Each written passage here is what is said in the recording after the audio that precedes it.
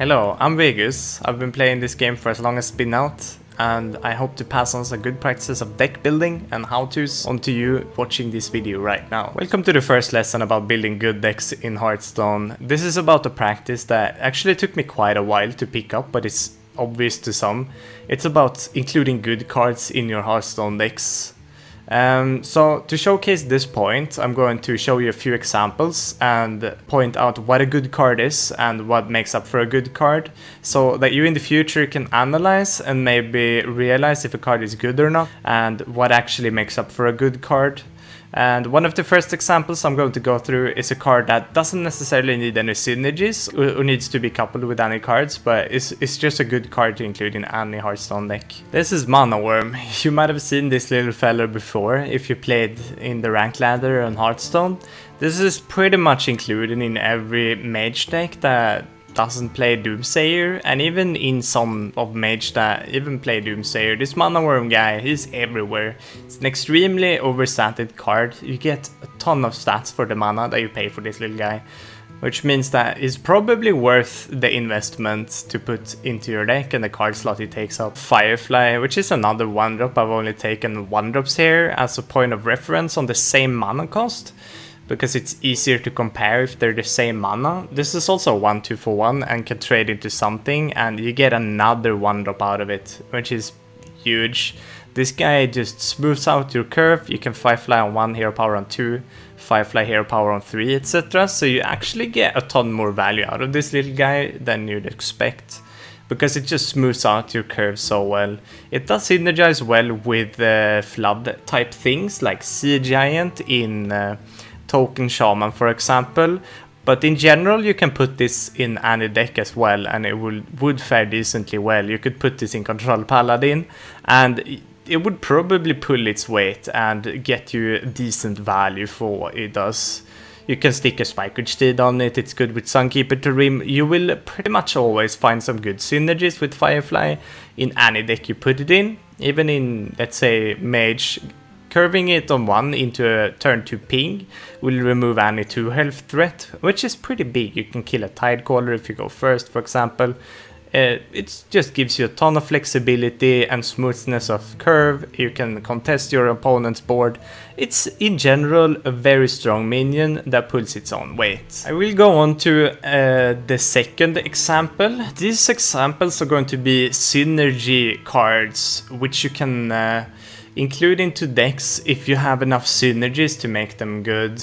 So let's take this first example. We have Archaeologist, which is a 2-mana 2/3 that's decent, but if you don't have any secrets in your deck, the upside isn't anything. It's not going to give you anything at all, right? So if you have a secret, it's obviously going to be good. It might seem obvious to some, but with the synergies, this gives you a lot more value for the card slot than most other cards you could potentially put in your deck.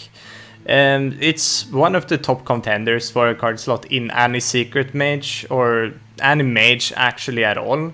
It's almost worth putting secrets in any mage deck right now just because of Archaeologist, which is a 2-mana 2/3 and draw a card if you have a secret. It also curves into the secret on 3, which is a strong point, so that's a thing to think about, that you have a 2/3 play with the mage secrets being 3 mana. That's a very strong point of this card as well, so you will use your mana. Mana efficiency is a big deal in Hearthstone. If you want to contest your opponent and you want to have a play every turn, you want to use up your mana, that's how you win games pretty much. And this Archaeologist really helps you do that with a turn 2 play into turn 3 secret if you have enough of them in your deck.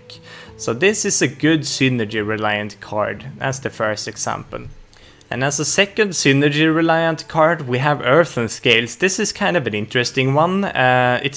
In itself, it's a 1 mana with a +1, so you need board control. You need to have a minion in play. Either you play it this turn or you had it in play already. So this might not seem like a very strong card because the effect on the game overall is pretty minor.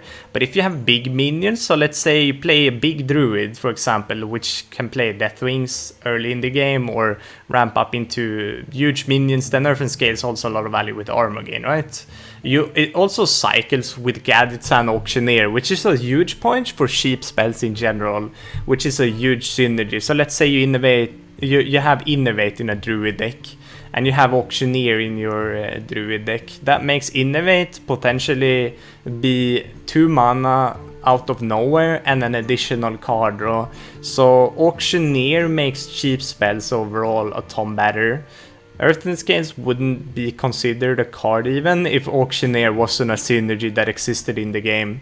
So Auctioneer just makes Earthen Scales playable pretty much, and any huge minions you put in your deck makes Earthen Scales a ton better. So it would never be put in, say, a token druid, because you don't have Auctioneer, you don't have the synergies of big minions most of the time, and it's like Bitter Tide Hydra. And another point is that your life total is relatively irrelevant in an aggressive deck, but in a slower deck, let's say Jade Druid or Big Druid, your life total means a lot, because you use your life total early to gain an advantage later in the game. You have a lot of expensive minions, so you have synergies there with using your early life total to remove their board and play passively and getting to big minions. So Earthen Scales just plays really well overall with the Druid deck with big minions. So they will have a ton of synergies to put in Jade Druid and Big Druid, but not so great in Token Druid, for example, right? So this is a situational card. It's not something you would put in any Druid deck, but it's extremely powerful when put in the right deck. And as the third example, I want to show you Volcano, which is, it looks like a card you can put into any deck, but it's not really, because you could be playing an early token strategy, so you want Flame Tongue in play and you want to use your board to trade up. And in those kinds of decks, Volcano is not really worth it, because you will almost always have a board of your own you want to preserve.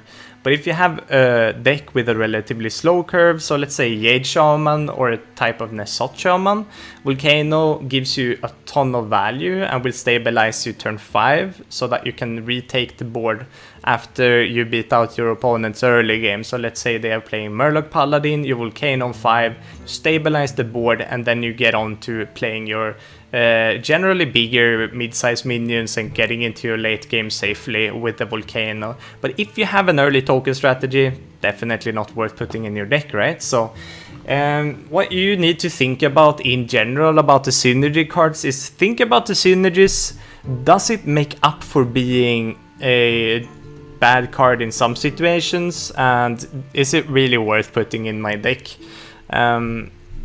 We have another example I'm going to go to now, which is going to be a card that doesn't necessarily make up for his bad stats to be put in any deck at all. I wouldn't put the next card into any deck, and that's going to be Lotus Agents. This card is actually really interesting. It seems fine. It's a 5-mana 5/3, which is extremely poorly statted.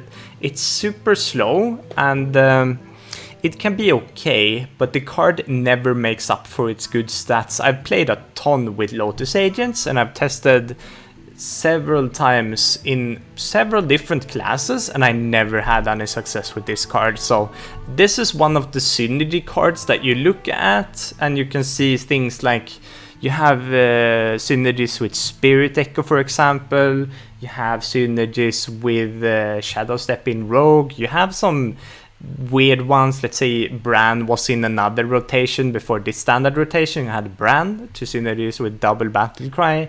But this card just never makes up for its bad stats, and it can be tough to realize.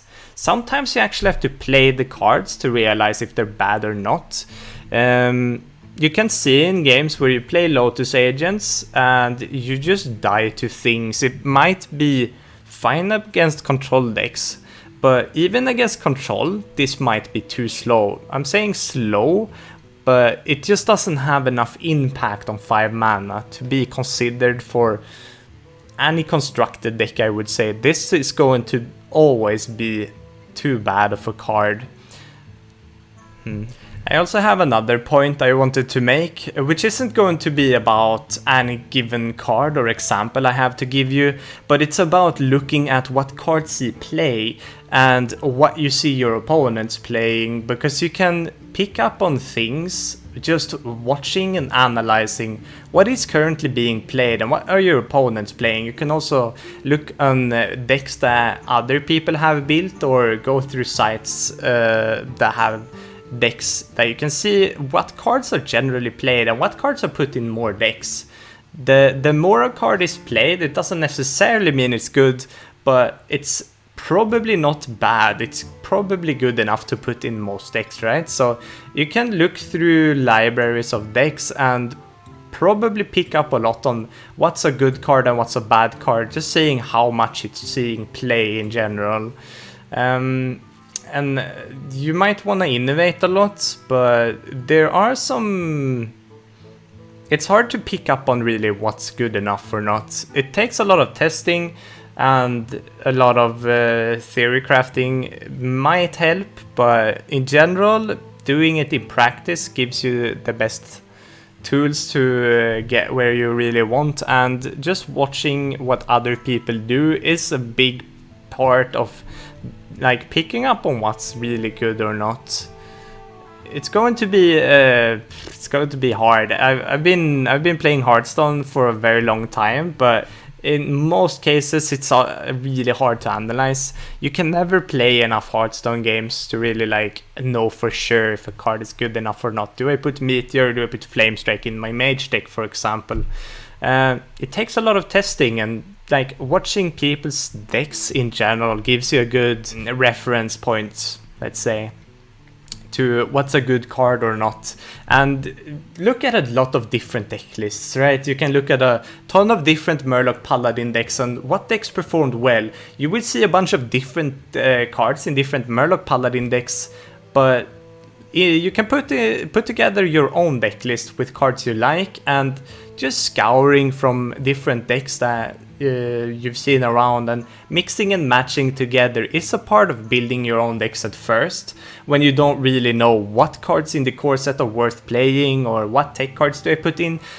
Watching other people's deck is a big part of getting good at deck building and in the first place. This has been the first video in what is going to be a video series about deck building that I'm going to put up on my YouTube channel. If you like this content and want to see more, make sure to like and subscribe to my YouTube channel. I hope you have a lot of success with your deck builds, and I hope to see you around in the ladder. Have a good one, and bye bye.